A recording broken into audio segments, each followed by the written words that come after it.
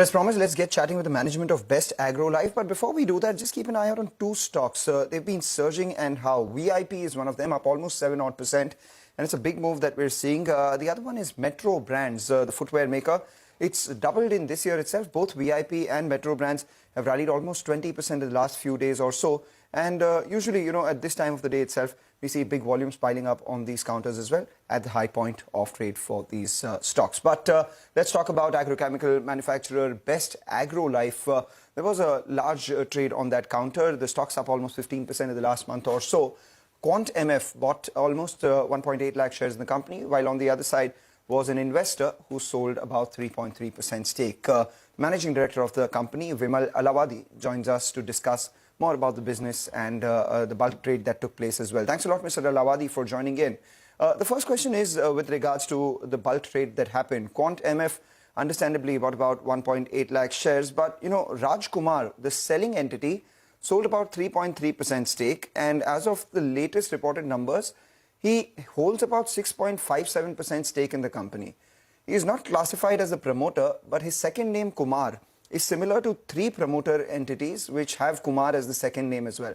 So just wanted to know whether Raj Kumar is an individual investor or someone who's close to the promoters, someone related to the promoters, etc.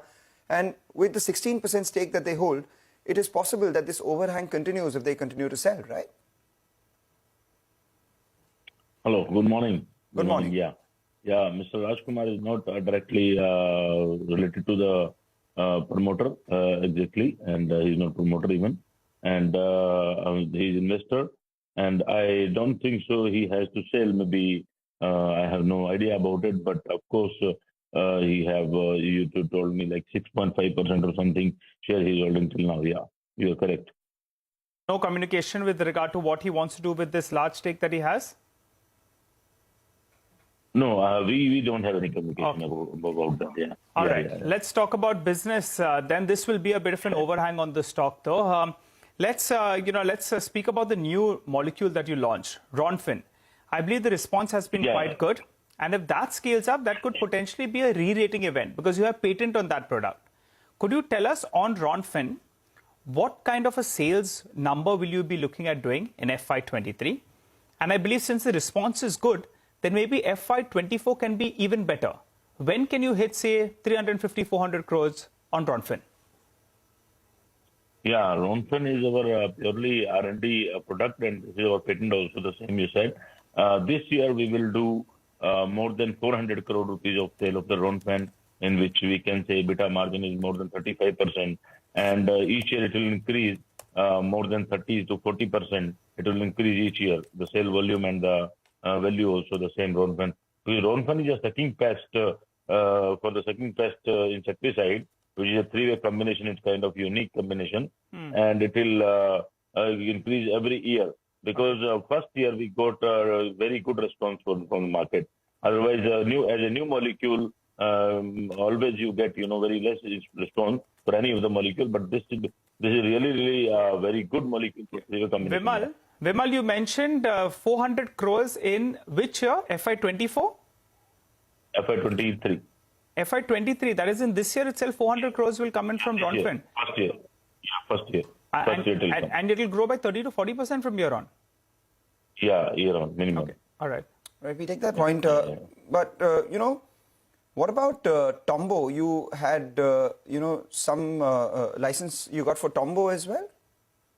Yeah, that is Tembotrione. That is again a very unique herbicide, which is also very good market. This is one MNC company was importing, and we are the basic R&D company, innovation company. We mainly do R&D, which product already dependency on the other countries in India. So we are doing that, number one. Number two, we are doing R&D in the new combination product, which is 3-way combination, 2-way combination. Even we are working on the 4-way combination also. So how much will that we are coming in the market. So how much will that contribute to your revenue in the coming years, in this year and the next few years? And what's the margin that you enjoy on Tombo? Tombo is a solo product. This is Tembotrione. That we will get this year more than 70 crore, and that will also grow 30 to 40% each year. Okay. Same way. Tembotrione. The other big headline that came out in September was CTPR. It went off patent. Yeah. Now, there was that dispute between FMC as well as NATCO. That throws up a bit of an opportunity, I understand, for you. Now, the total addressable market, I believe, is roughly around 2,500 crores approximately. For you, Vimal, how much can that contribute, and what kind of sales are you looking at out of this pie of 2,500 crores? Yeah, the same I told you. Which product India have independency on the import.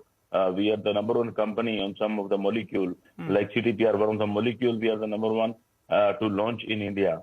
We have launched this CTPR first in India, and definitely this market is more than 2,000 crore for the CTPR solo. Even the combination is also there of CTPR that again have more than 800 crore rupees of value.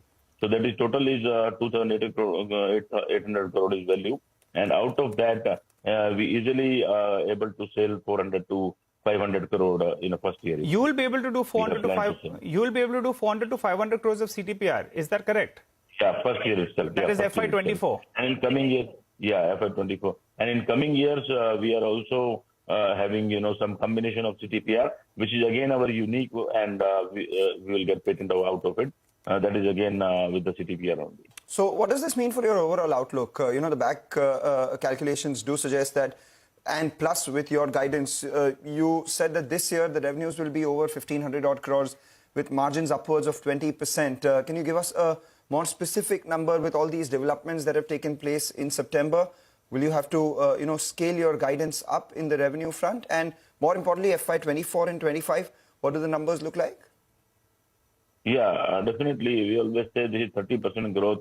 We are taking quarter to quarter and year to year. And even though 20% of EBITDA margin, we will maintain that, and that way we are working with a new molecule mainly. That's why we are very confident that target we can achieve very easily, because we have different kind of new molecule which is coming. Every year we will get 2 product at least, which is our patent, and at least 1 to 2 product which is import substitute in India. That all are, new products. So you're saying 30% revenue growth in this year itself, 30% revenue growth in FY23? Yeah, definitely. So that would mean around 1,800 odd crores, is that correct? Yeah, no, 23. Last year our total revenue was 1,200 something. So 30, definitely 17 crore or something. Will so I was looking at last year revenues was close to around 1,300 odd crores. 30% would mean an addition of almost 400 to 390 to 400 odd crores 400. on the top line. Definitely 400 crore will add. Definitely will add. And will that 30% run rate continue into FY24-25? What is the likely trajectory there? Definitely, it will be continue till 3 years, because right now we are only working, in the Indian market, and we have to export within 2 years. We will start. Our registration will come from the South, you can say Southeast Asia. Okay. First of all, we will export, and after that we have, many countries which will start in FY24. Okay, so exports is another market. Give us a sense of another market. Pipeline. You said pipeline quite a few times. So what's in the pipeline in terms of your new molecules that you'll be launching? And I want you to differentiate that. How much of that will be your own patent, and how much of them will be, the Me Too products, the products that will be coming off patent? So just give us a broad guidelines.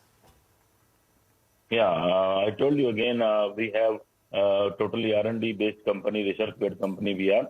And in the coming year, mainly we are doing in the, combinations product, which is like I told you, one CTPR. With CTPR, we also have 2 combination products, which is 3-way combination. Like this way, each year it will come to our basket, which is very unique product, and in which we are giving to the solution the farmer with the new molecule, which farmer get, like the farmer have to spray 3 different sprays. So we are giving them one shot solution. This kind of molecule is coming each year, 2 to 3. Like this. You acquired Agrico Chemicals. This happened through a cash deal. Can you tell us how much did you have to pay for that, and what does it mean in terms of incremental revenue for you guys? That we totally buy around 17.7 crore, like that way. Okay. 17.5 or 17.7 crore, yeah.